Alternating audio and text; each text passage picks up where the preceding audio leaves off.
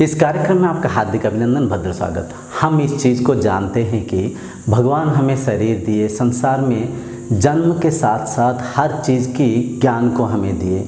भला क्या है बुरा क्या है इसके भी हमें भगवान ने समझाए, दिखाए।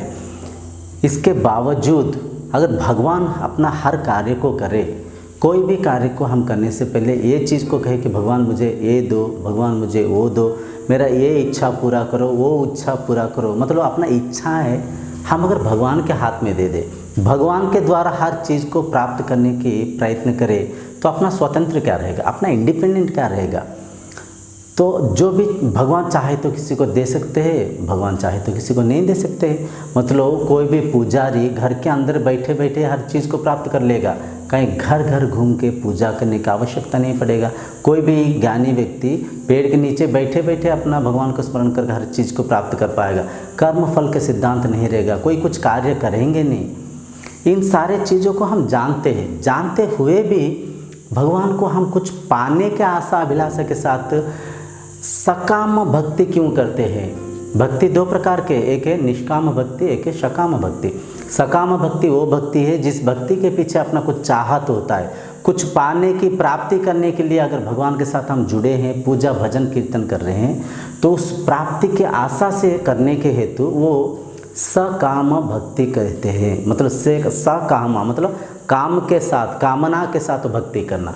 निष्काम भक्ति एक्चुअली रियल भक्ति, सच में भक्ति, निष्काम भाव से, कोई कामना रहित, कोई इच्छा वांछनाओं को काट कर त्याग कर भगवत प्राप्ति के अलावा, भगवत भक्ति के उस आनंद सुख के अलावा और किसी भी प्राप्ति को अधिक लाभ, अधिक बड़ा ना मानते हुए अगर कोई भक्ति करे तो वो एक्चुअली भक्ति है, वो सच में भक्ति है।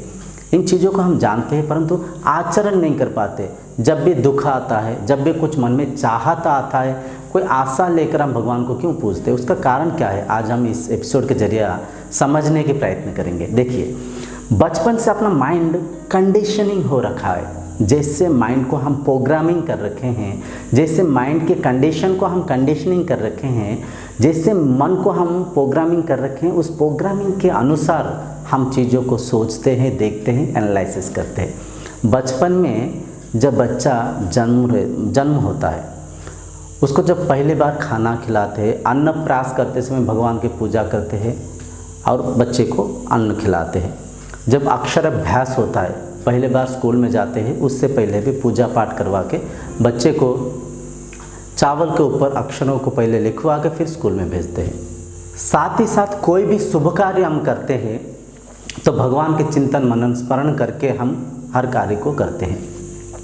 बच्चा को हम इस चीज़ को, इस ज्ञान को देते हैं, भगवान को बुलाते समय हम ऐसे सिखाते, समझाते, बुझाते कि बेटा भगवान को ये कहकर पुकारो, ये कहकर स्मरण मनन करो कि भगवान मुझे भक्ति दे, मुझे विद्या दे, बुद्धि दे, मुझे एक अच्छा इंसान बनाओ, मैं समाज में हर किसी के कल्याण करूं।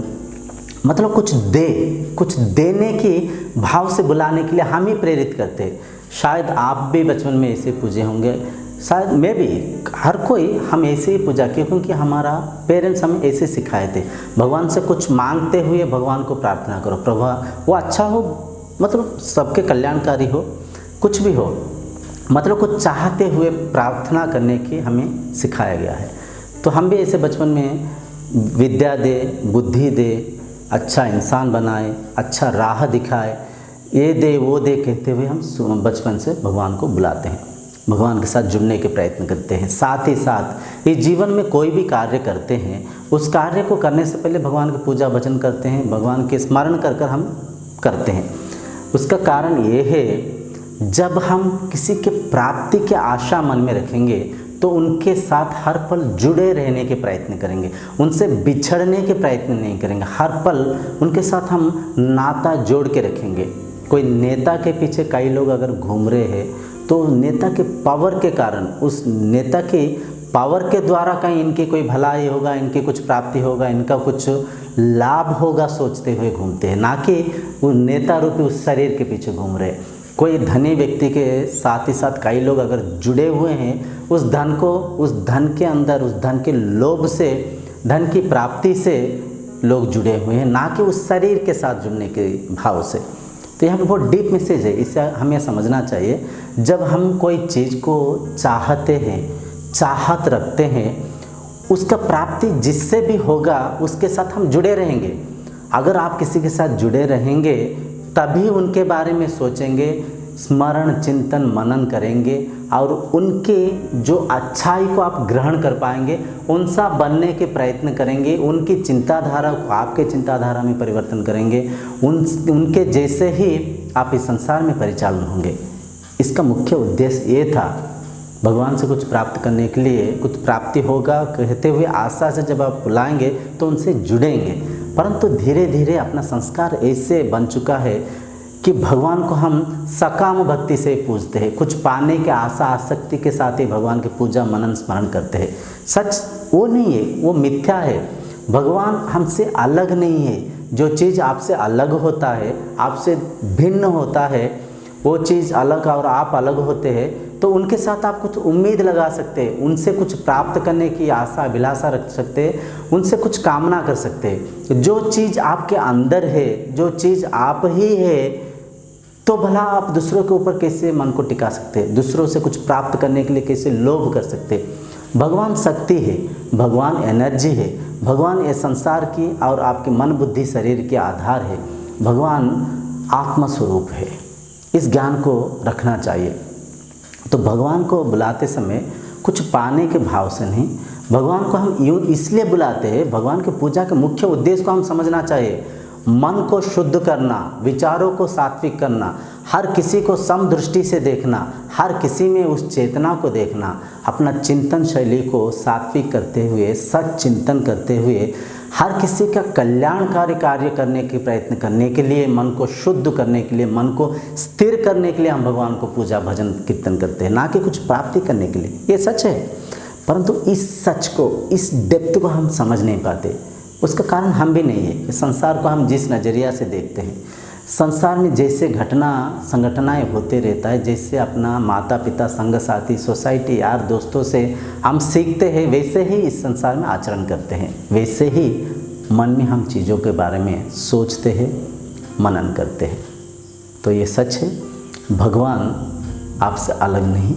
आपके कर्म, आपके जो कार्य, आप जो भी प्राप्ति करना चाहते हैं, उससे आप कर्म के द्वारा, काम के द्वारा, उसके ऊपर एक्शंस रिएक्शंस करने के द्वारा आप प्राप्ति कर सकते हैं, ना कि कोई मन्नत मांगकर, कोई मन में आशा रखकर, कोई नारियल रखकर, कोई पैसा के रखकर, किसी को कुछ दान देकर, पुण्य देकर आप किसी चीज़ की प्राप्ति करने के लिए अगर आप मान रखें तो मिथ्या है।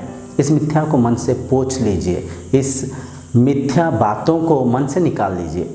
आप कुछ प्राप्ति करना है तो आपका कर्म ही, आपका कर्म फल सिद्धांत ही आपको उस चीज़ को प्राप्ति करने में सहायता होगा।